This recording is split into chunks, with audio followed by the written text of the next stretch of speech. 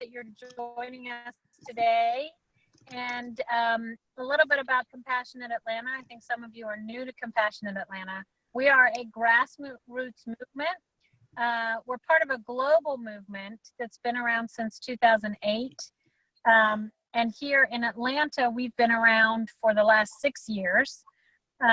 What we're really excited about is that even during this time of great uncomfortableness and really a tough time, we see a lot of compassion. And so, I don't know what, so not communism, but compassion. So what we're doing is we're really raising the voice of compassion throughout our communities, our neighborhoods. For example, right now we have a Compassionate Ambassador program with teens where they're good in their community. We do a lot of training, and Lauren is one of our partners with Perspectives Counseling Center, but she has a lot of, we're so glad to provide some tips, some ways to get through difficult times. And a lot of what I love about some of the things that Lauren does, although I'm excited to hear all the things we're going to hear today, is emotion regulation.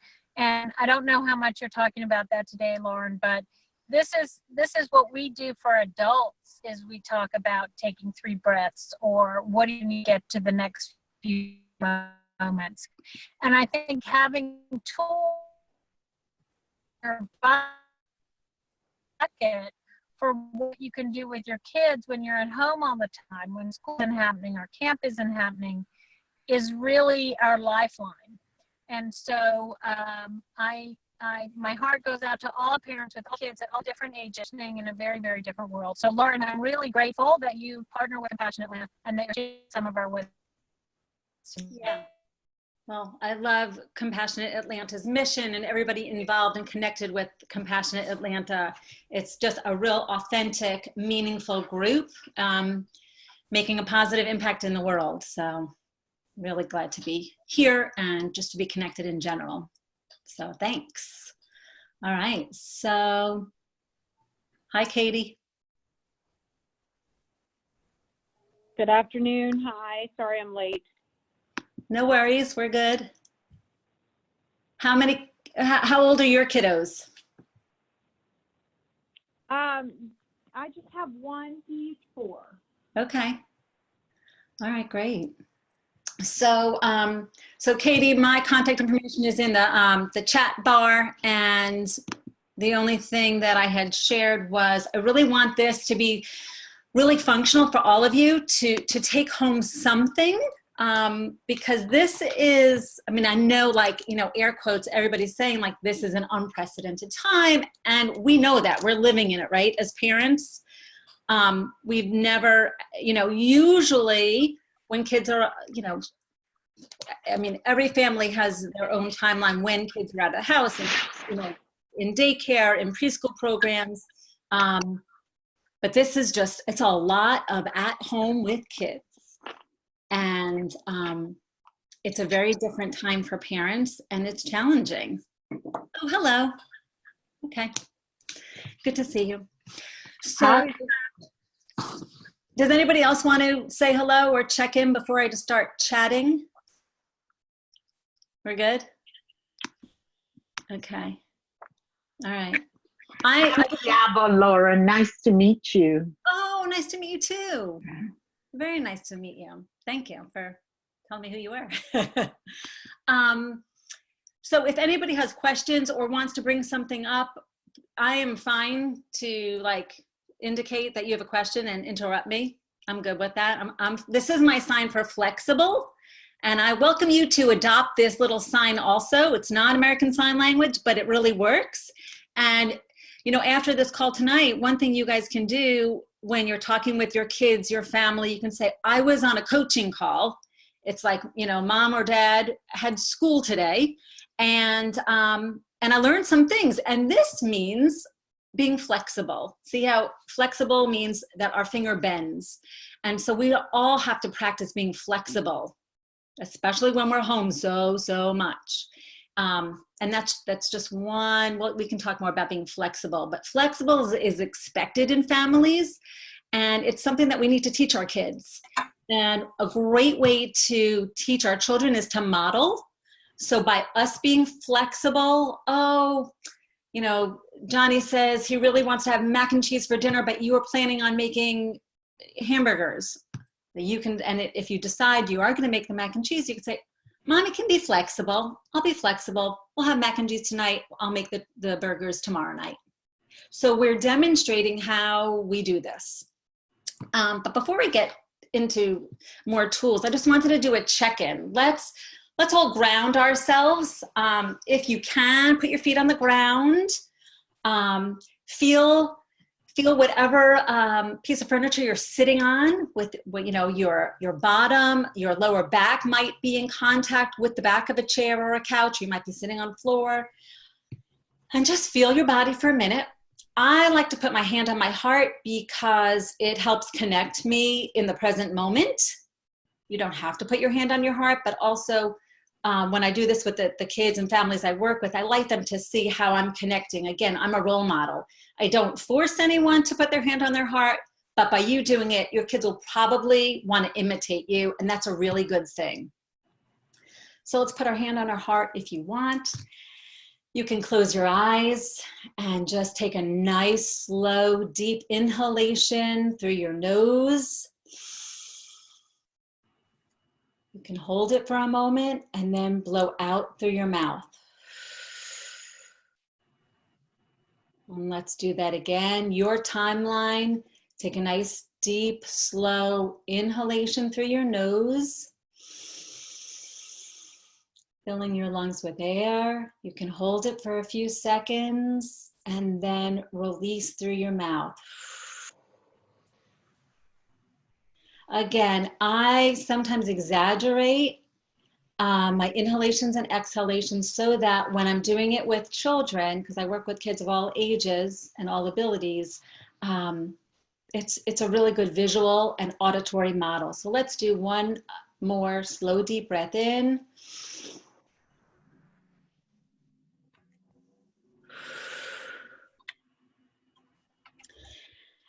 And in a perfect world, I would do probably 6, 7, 8, maybe 10 slow, deep breaths, inhale and exhale. But today, 3 feels good to me. You can continue if you would like. Okay, so just for a general check-in, I encourage, whenever I do Zoom meetings with families, and on this call, I want to do a check-in. So I'm going to say, how's everybody doing? So on a scale from, I'm going to actually show you what I use to do a check-in. I'm going to share my screen. Elle va partager. Oh, hello.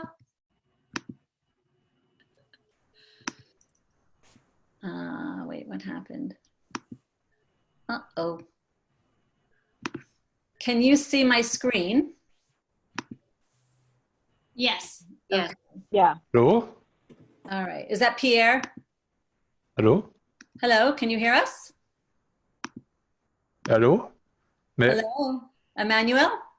je crois que je suis dans le mauvais. Okay, I don't know what's going on here. But can everybody see this little chart on the screen? Yes. Yeah. Yes. Thank you. I use this. This is called the 1 to 5 scale. It's a tool to help children and adults and families check in with how they're doing.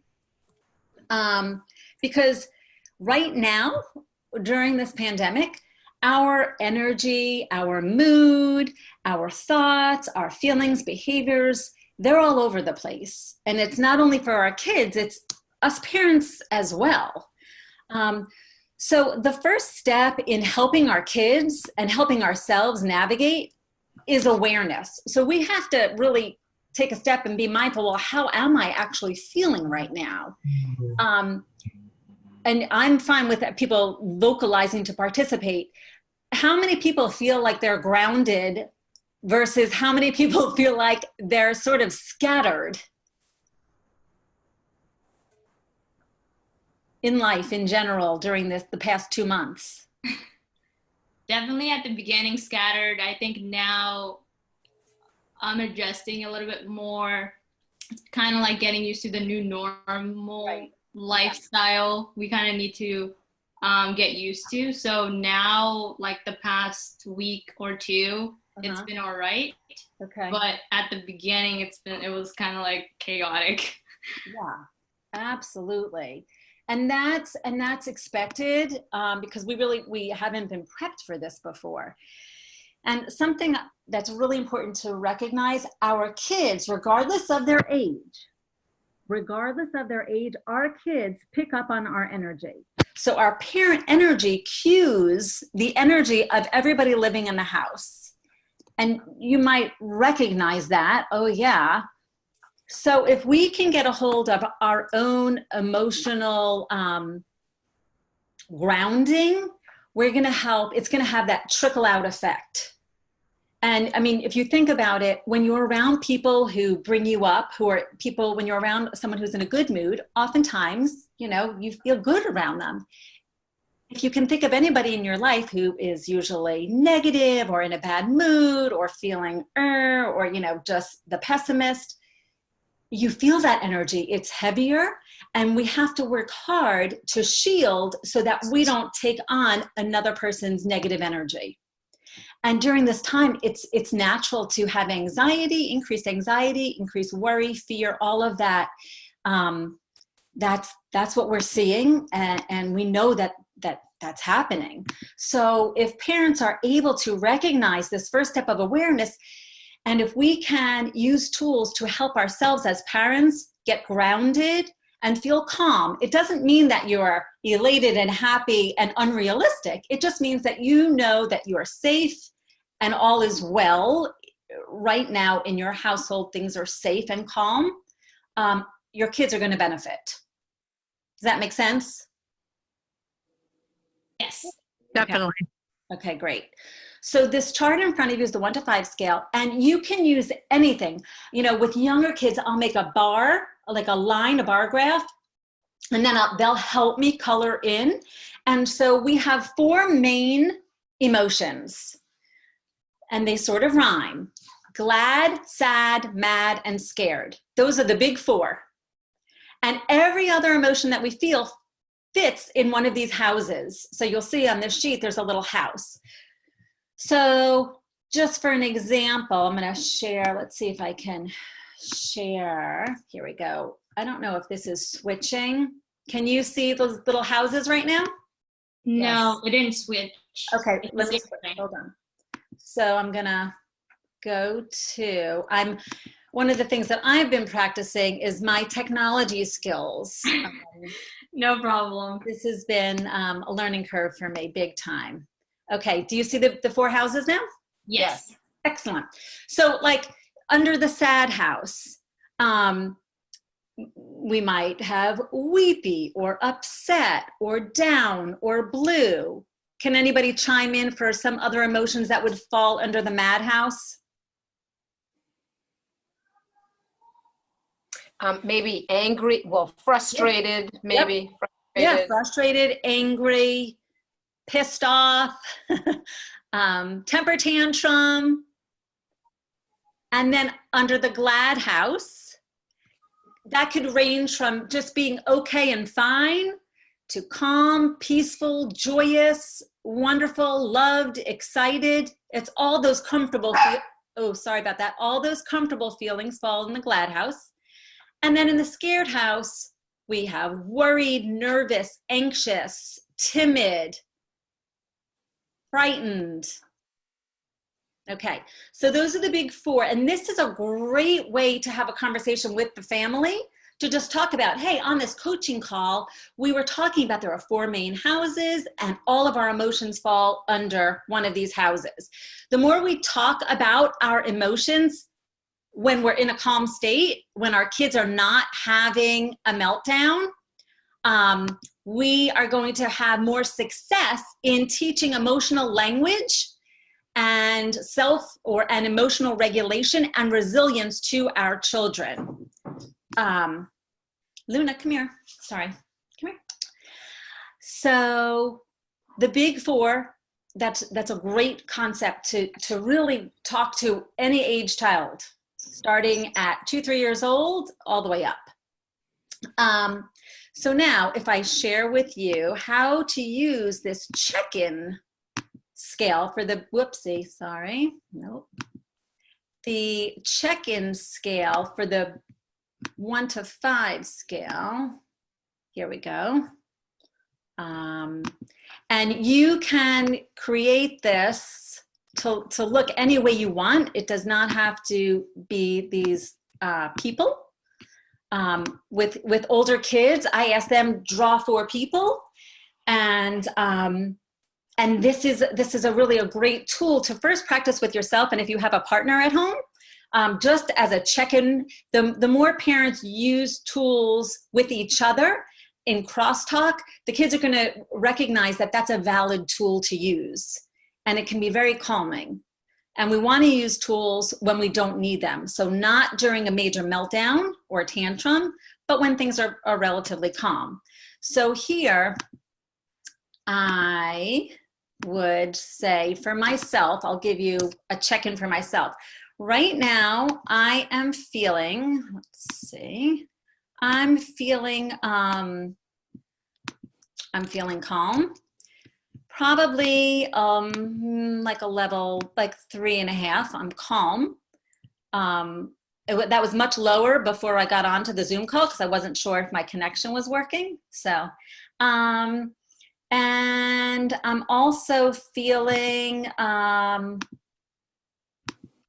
feeling calm, and I'm also feeling hopeful and excited.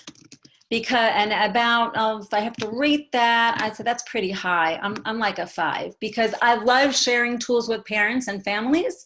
So this is my check-in right now. Now, I do have probably a level of it's just like an underlying level of anxiety, if I can spell. And that's pretty much a consistent just with everything that's going on. So it's probably hovering, just like around a 1. So this is the 1 to 5 scale.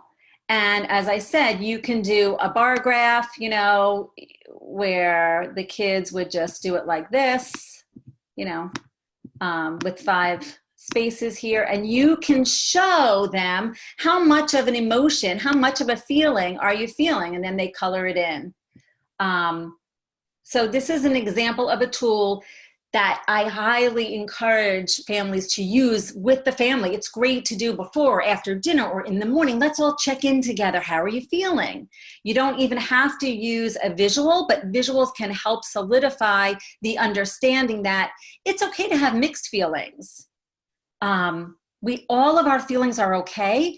And oftentimes with the kids that I work with, they, sometimes kids think that it's not okay to feel mad or, angry or sad or scared. And all of our feelings are okay. And this is a really great time to teach our kids, you know what? There's going to be the good and the bad. And together, we are safe, and this is an opportunity to learn how to identify our emotions and express them safely and productively. Does anybody have any comments or thoughts that they want to share about emotions in general in their family or with their kids?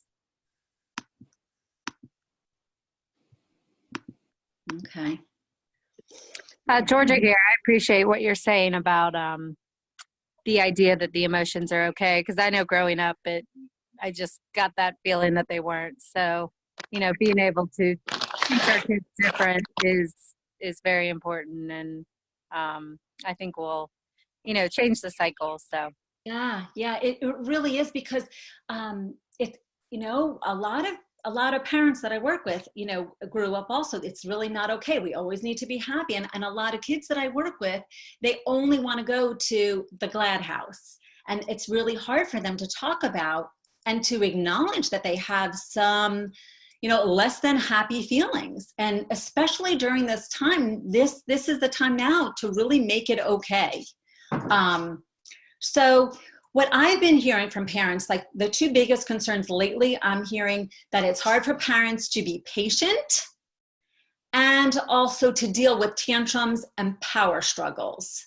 Any other big concerns that you guys as parents are facing? Okay.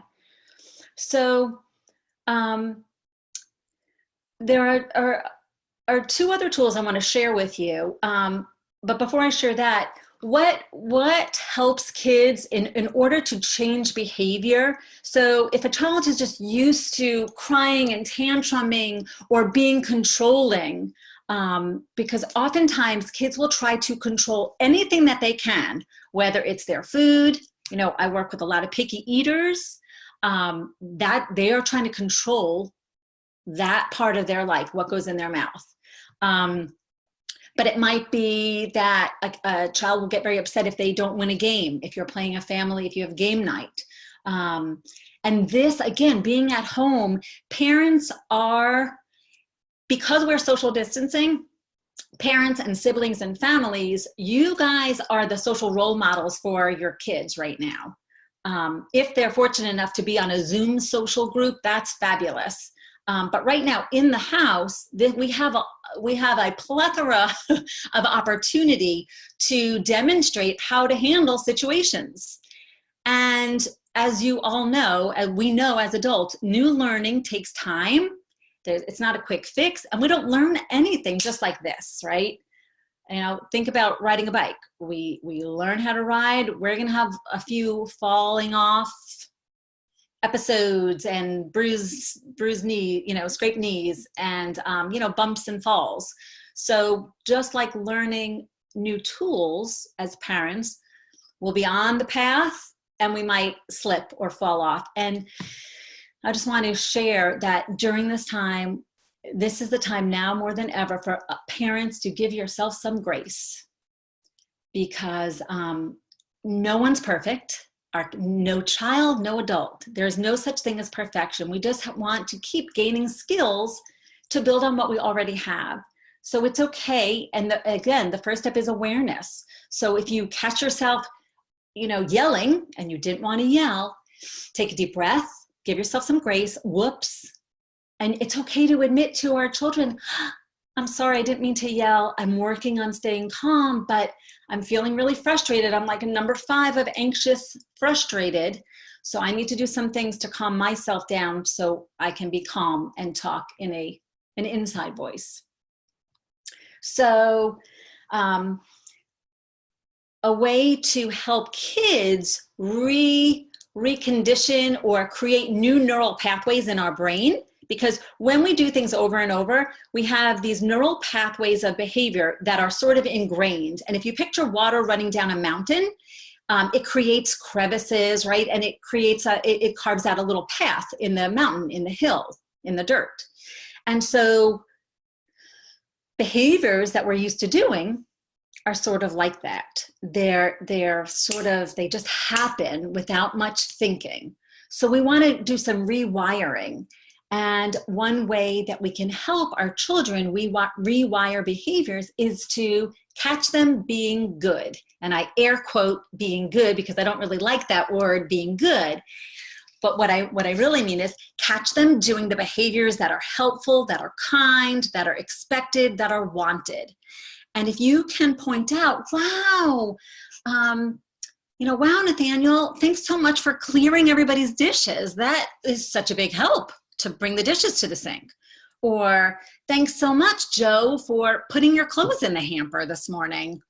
I felt so happy when I walked in the bathroom and there were no clothes on the floor. Anything you can verbally acknowledge to your child, a specific behavior that you like, that you want more of, that you're pleased with, we want them to hear it. Because our kids need to hear the positives like 4 times as many times as the negatives to reroute these neural pathways. Does that make sense? Yes. Yeah. Okay. So 2 more tools that I want to share with you. One is called the fire breathing dragon tool. And that, if you can picture this glorious big dragon that blows fire out, and we want to blow out anger. And I'm going to pull up a handout to show you that. And what I have found is pairing the fire breathing dragon with the magic mustache tool works really well, because the magic mustache tool is based on a meridian point. It's an acupressure point on our face, right here. It's under your nose, above your lip. And if you just put your finger here, like if I might just be sitting like this, and you might not know, I'm actually activating my parasympathetic and my sympathetic nervous system to help my nervous system calm. So if you want to do it right now, you just extend your finger, curve it, and with moderate pressure, just press above your top lip. And if you just press there for a few minutes, take some nice inhalations, that will calm your nervous system. So I used to do this when I was in traffic. Now I do it often throughout the day when I'm working from home. So does anybody, can you feel anything just from taking some deep breaths and pressing right there?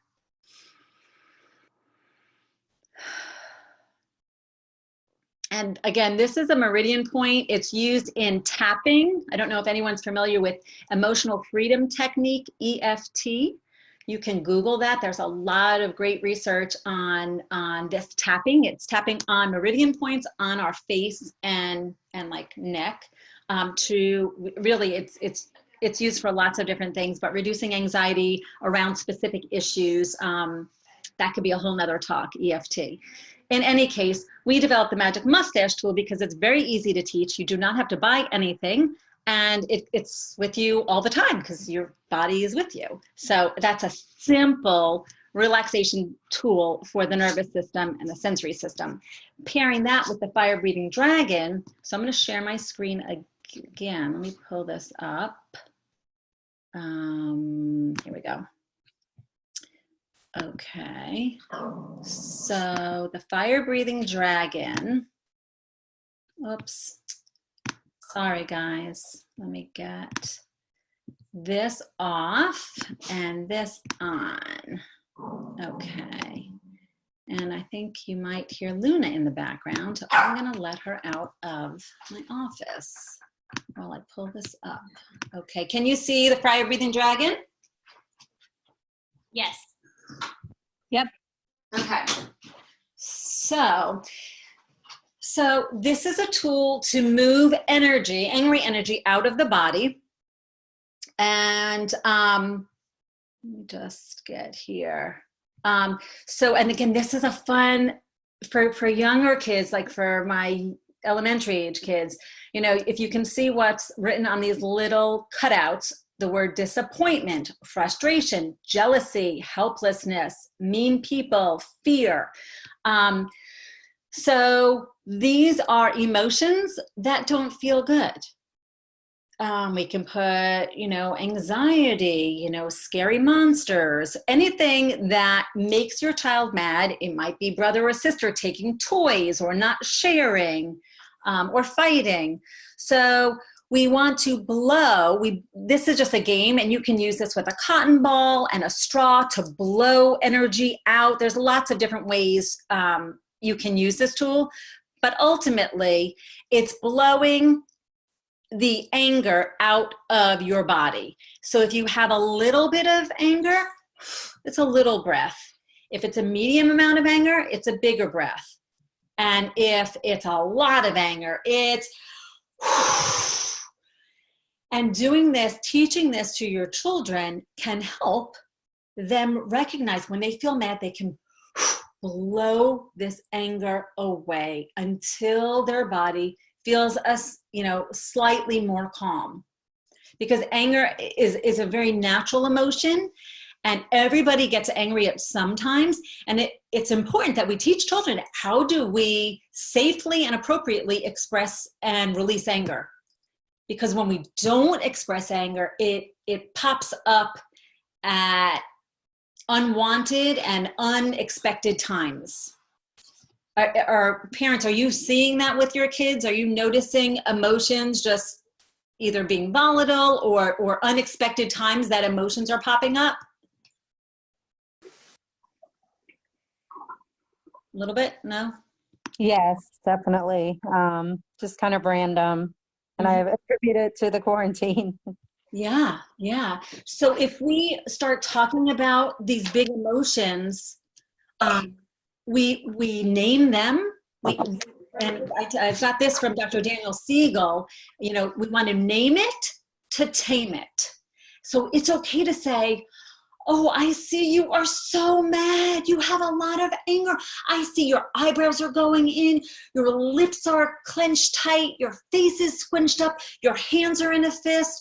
Like, if you can verbalize what anger looks like in your child's body, that's putting words and an image to them. And it's also validating, like, it's okay. You are feeling anger. You are safe. And I see you are very angry. And sometimes all we need is to get validated for how we feel. We might not even need to problem solve. Sometimes just saying, I see you are so angry that you can't watch TV right now. I am sorry. I see you are really mad. I'm going to let you be mad. I'm going to let you have your feelings. And when you're ready for a hug, let me know. So we're just saying, you're verbalizing, you're putting this in perspective for this young child. Like, it's okay. You're mad. I'm going to let you be mad. If you need to go, you know, in your room and hug your teddy bear or bang on your pillow, you can do that to move it out. You could also breathe like a dragon and blow it out. And when you're ready, I'm here for a hug, because those hugs, deep compression, deep pressure is also very calming for the sensory system. So Good, pretty good. yeah. Good. I understand you're just about ready to take your certification. Yes. Yep. That's pretty Okay, I don't think that's for me. Okay, so this fire breathing dragon can be a very helpful tool. And if we pair it with, now I'm going to just show you a picture of the magic mustache tool. Let's see, yep. Oh, hold on. All right, I'm going to move away the fire breathing dragon and pull up the magic mustache tool for you to just get the position. Okay, here we go. All right, so can you see the magic mustache tool? Yes. Okay, great.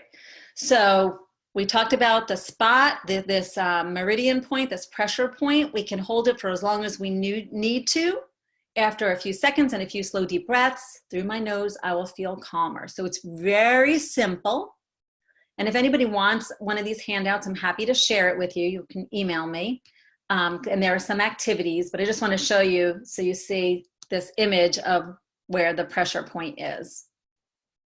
And then, you know, we have some activities for kids to do. The more we talk about our tools with our children, and explain to them we all have an invisible toolbox inside, and the more we learn about our tools, the more the happier we feel, the more in control we feel with our emotions.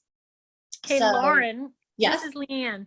Yeah. So I think, you know, the trap I always fall into is thinking about working on something while the tantrum is happening, Yeah. while the uncomfortableness is going on. Yeah. And so it really takes a lot to I guess discipline myself to work on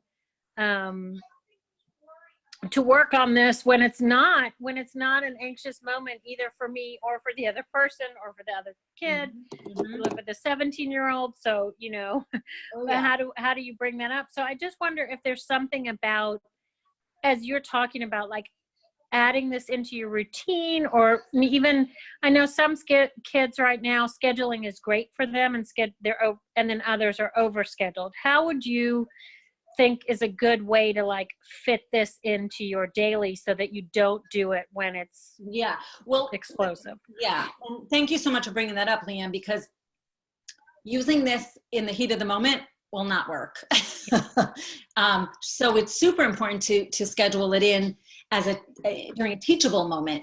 And what I have found has been helping many families is, especially for young ones, toddlers, elementary, middle school, even high school, quite honestly, having a visual schedule or a visual calendar. Though our older teens and tweens may resist and may, give you some slack for creating a schedule, kids need structure, and they really wind up thriving when there is this like kind and firm structure in place.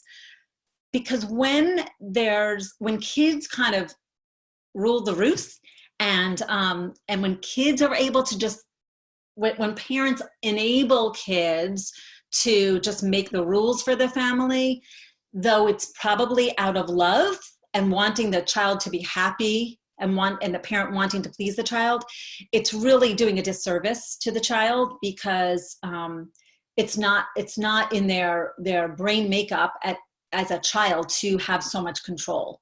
So creating a visual schedule or a calendar with simple times and structure for the day can be a real helpful tool for kids of all ages and for families. And then, Leanne, like carving out, like, let's say you're going to carve out a half hour to do, like, you could call it tool talk or family time or family fun time. You want to, maybe the child can help think of a name to call this. And you can say, I learned some things and I want to share them with us so we can have a family meeting together. But definitely carving out some time. What other parents have shared with me is in the morning has worked for them to just like kind of, start out in the morning with a regroup or just to set expectations and schedules for the day. So carving out a specific time to talk about a tool and getting the kids' input, like empowering the children. What would you like help with? What's frustrating for you? Mm-hmm. And, for parents to be vulnerable and to be flexible and to say, you know what, I want to hear if there's something that I'm doing that's making you not feel good or making you feel irritated. I want to know, because that's not what I want to do. I don't want to be nagging, right? I don't think we want our children to see us as nagging or being bleh. So, opening up a conversation when you have time, not when you're rushed, not when you have 5 minutes, but when I would say a minimum of a chunk of 20, 30 minutes that you can really listen.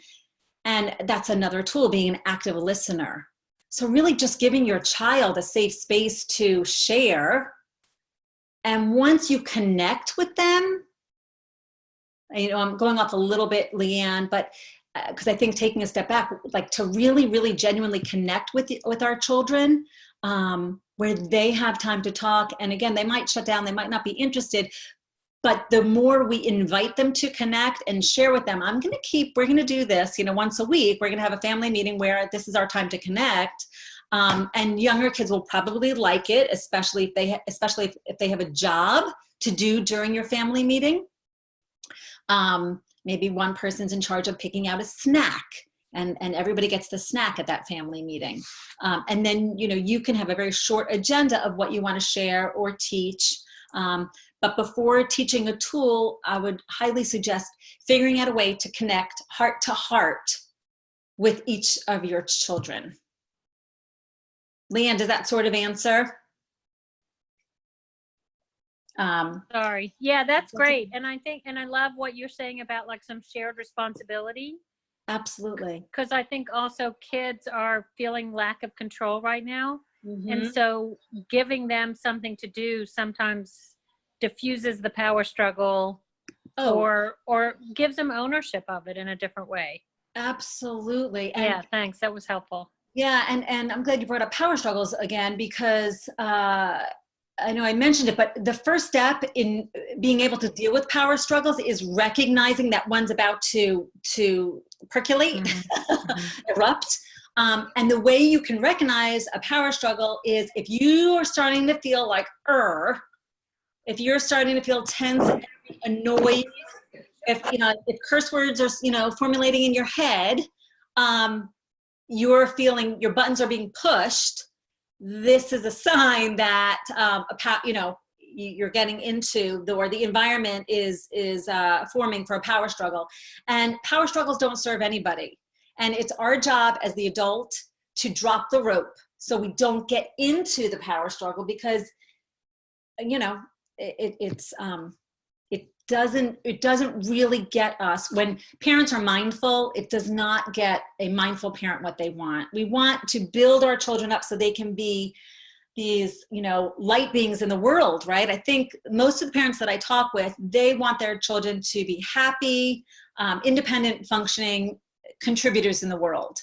And if we want that for our children, there are things that we can do to help pave the path for them. And getting into a power struggle, shaming them, blaming them, that's the opposite of what we want to do for our kids.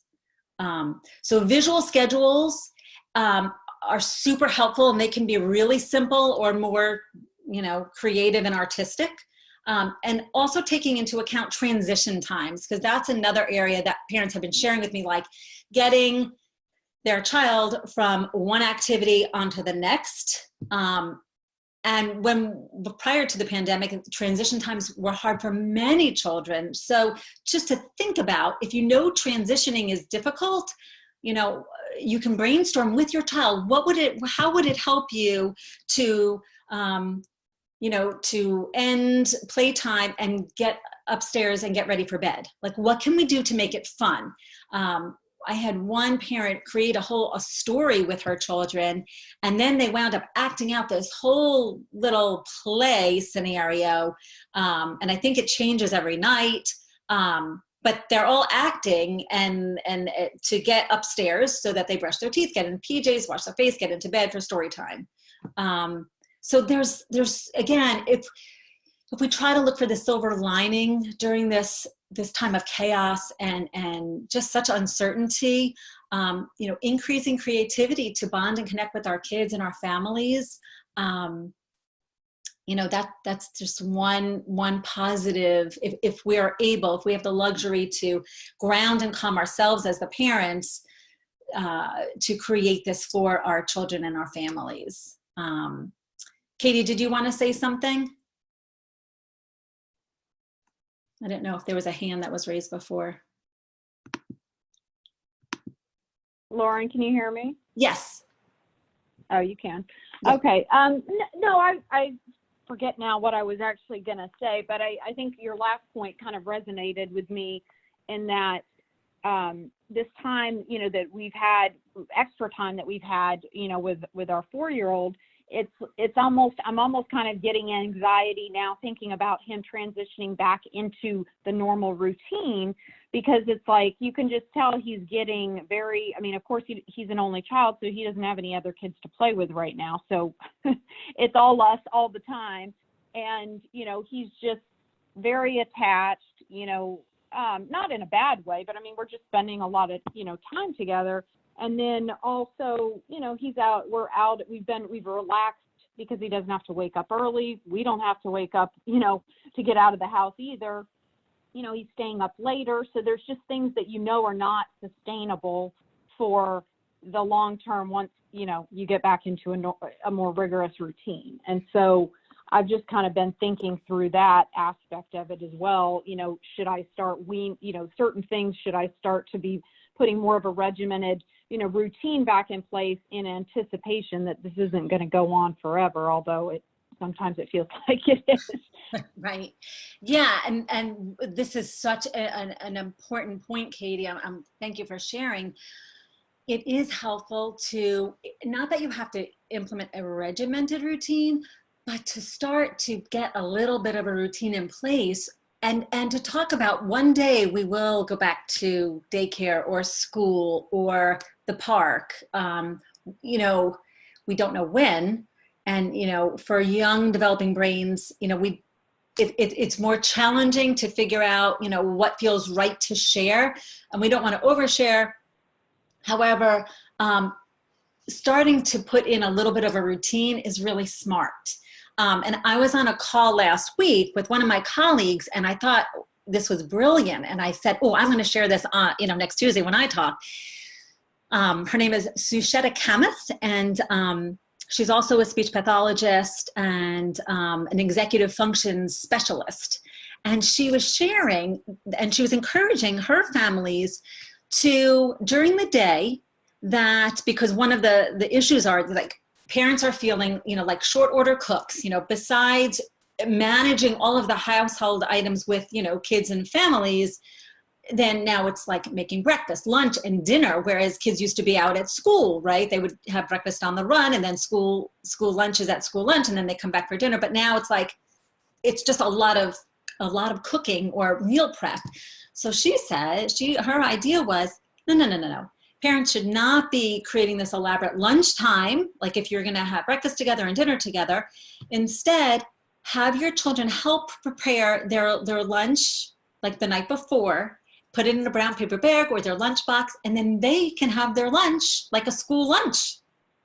And I thought, especially for parents who might do some other work at home or just have more errands or chores or what have you during the day and don't have as much time. I don't think anybody feels like they have a lot of time lately. For that to be something to put into the schedule, like, okay, we're going to make lunch and put it in the fridge. And then during lunchtime, like your 4-year-old could go to the fridge and take out his lunch and sit down.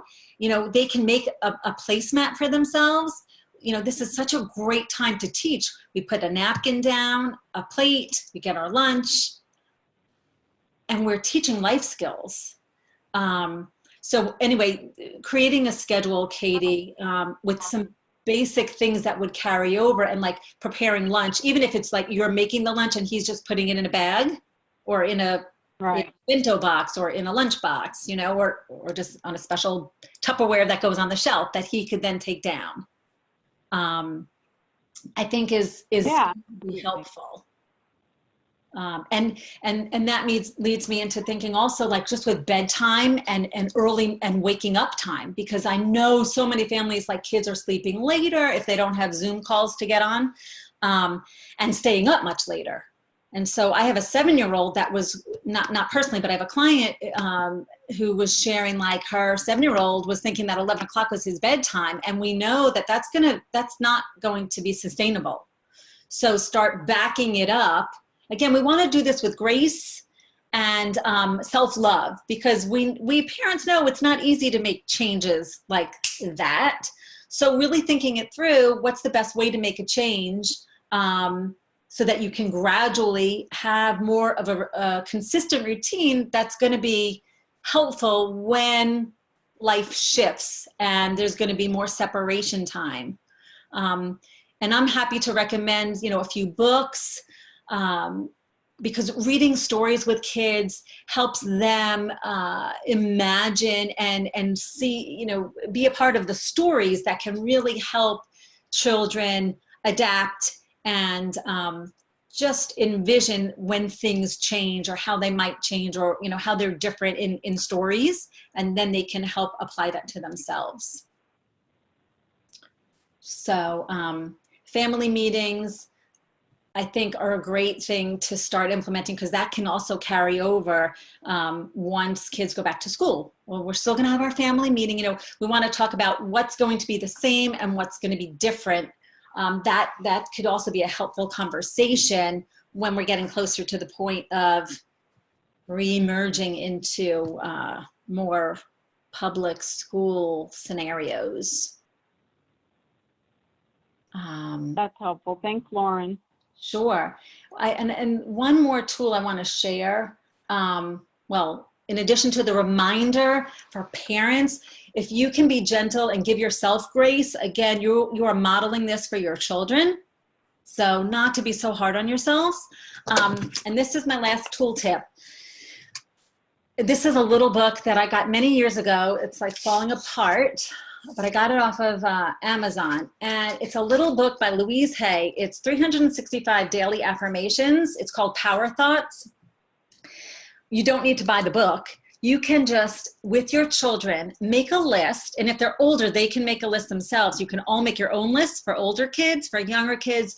You know, you sit down with markers and paper, and we want to just think about a positive statement about how you want to be or how you want to feel. That's an affirmation. So it could be as simple as, I love myself. I am brave. I am courageous. I am kind. And I'd like to end by maybe all of us just saying one affirmation, and then I can read one from the book. But starting your day out with an affirmation and ending your day. So like maybe at nighttime, if you have story time with your kids, you know, maybe you can create a tradition and you say one affirmation. You can all repeat the same one or make up different ones. There's so many things you could do with affirmations, but this also rewires our neural networks for positivity and for health and for well-being. And a positive mindset and a compassionate mindset, it can do wonders. So what do you guys think? Could we all unmute ourselves and just say an affirmation? Because the more you practice this before teaching it to your kids, the more comfortable you get with it, the easier it's going to be to share it with your kids and for them to really see the value in it. Anybody? All right. Anybody Understanding. I am understanding. Is that what you said? Yes. That's beautiful. I am understanding. Yeah, love it. Anybody else want to share? I don't have kids, but when I get out the bed every morning, I say thank you. That's beautiful. Thank you. And this is good. All of this is good for you, even if you don't have children. And for whoever was it, Peg, who works with foster families, teaching this to the foster parents to then teach to the foster children. This is huge. And many years ago, when I was in New Jersey, I had a foster child. And so my heart goes out to those families. In any case, but affirmations can really, again, going to bed, saying an affirmation, thank you, I love you, I love myself. I'm gonna say I'm resourceful. I'm resourceful. I love it. We need to. Yes, that's a good you one. are. Thank you. All right. So can someone just give me a number? Tell me a number between 1 and 365, because I'm going to open up to that page in the book. 17. Thank you, 17. And so what I would typically do is I would read it. It says, I have many dreams and I know that I deserve to have these dreams come true. And if I was doing this with a family or with a spouse or with anyone, I would say it and then I would have the other person repeat it. The more we speak it, write it, hear it, the stronger the message goes to all of our cells. And we're all made up of energy. And so our thoughts are really powerful. So I hope that you all got some helpful tools to take home. And please don't hesitate to reach out. I'm really here to serve and to support. Does anybody have any questions or comments? Thank you so much. This was very helpful. I got some good notes about some tools to start teaching my 3-year-old. Oh, good, good. Well, and if you have any questions, you have my contact information, so feel free to reach out. Yeah, Lauren, I want to thank you so much. I think, I want to thank everybody who showed up, because you have taken this 1 hour, though it was about maybe how, it's about your kids, but it's about you. And so we do a whole course on compassionate integrity training, which we're hoping to do hopefully with Lauren sometime this summer. And a lot of the things we teach in compassionate integrity training are the same things that kids will learn. It's about rewiring your brain. It's about figuring out when you're about to explode, how to bring yourself back, breathing, the dragon, the mustache. I'm going to start using that. People might think, what are you doing? But thank you for your wisdom. I really appreciate it. Thank you, everybody who took time to be on the call. Stay in touch with Compassionate Atlanta. You've also got Lauren's information if you want to reach out to her. And I wish you a peaceful night at home with your families. Yeah, sending you all positive energy on this journey that we're all on. Yes. Yeah. Thank you. Thank you, everyone. Yeah. Bye. Thank you. Bye, everyone.